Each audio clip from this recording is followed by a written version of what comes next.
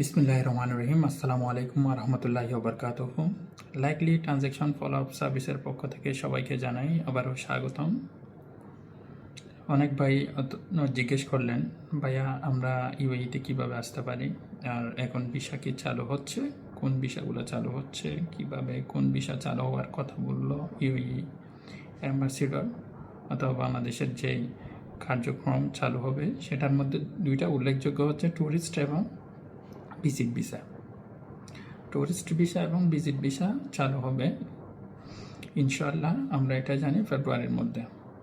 তো tourist visa এবং আপনার ভিজিট ভিসা এটার মধ্যে পার্থক্য কী, অনেকে জিজ্ঞেস করলেন ভাইয়া ট্যুরিস্টে কীভাবে আসতে পারি, ভিজিটে কীভাবে আসতে পারি।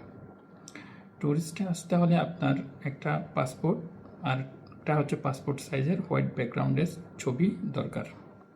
আপনি যে কোনো ট্রাভেল থেকে এজেন্সির মাধ্যমে আপনার এই রিকোয়ারমেন্টগুলো দিয়ে আপনি অ্যাপ্লাই করে চলে আসতে পারবেন।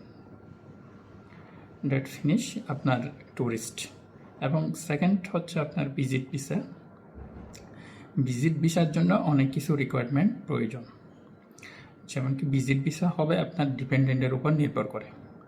যারা ইউএইতে স্টে করে তারা অ্যাপ্লাই করতে পারবে তাদের পরিবার আনার জন্য, এবং তাদের পরিবার যদি আনতে চায় তাহলে অনেক ডকুমেন্ট প্রয়োজন নাই। 5-7টা ডকুমেন্ট দিয়ে আপনি অ্যাপ্লাই করলে আপনার ফ্যামিলি পরিবার এখানে আসতে পারবে। তাদের মধ্যে উল্লেখযোগ্য হলো ম্যারেজ সার্টিফিকেট, আর পুত্র সন্তান অথবা ছেলে সন্তান মেয়ে সন্তান থাকে তাদের বার্থ সার্টিফিকেট, এগুলো অ্যাটেস্টেশন প্রয়োজন। এরপরে যে এখান থেকে অ্যাপ্লাই করবে তার একটা টেন্ডেন্সি কন্ট্রাক্ট এবং তার স্যালারি সার্টিফিকেট 4000 মাস্ট, যেটা হচ্ছে লেবার কন্ট্রাক্টে উল্লেখযোগ্য থাকতে হবে। এবং এখানে এসে তারা মিনিমাম 30 থেকে 90 দিন পর্যন্ত থাকতে পারবে, এরপরে চাইলে আরও বাড়াতে পারবে, এক্সটেন্ড করতে পারবে। এবং ভিজিট ভিসার জন্য এখানে তাদের ডিপোজিট প্রয়োজন 1000 থেকে 3000 পর্যন্ত। আর ভিজিট এর জন্য এই 1000 থেকে 30,000 পর্যন্ত প্রযোজ্য, কিন্তু আপনাদের ট্যুরিস্টের জন্য কোনো ডিপোজিটের প্রয়োজন নেই।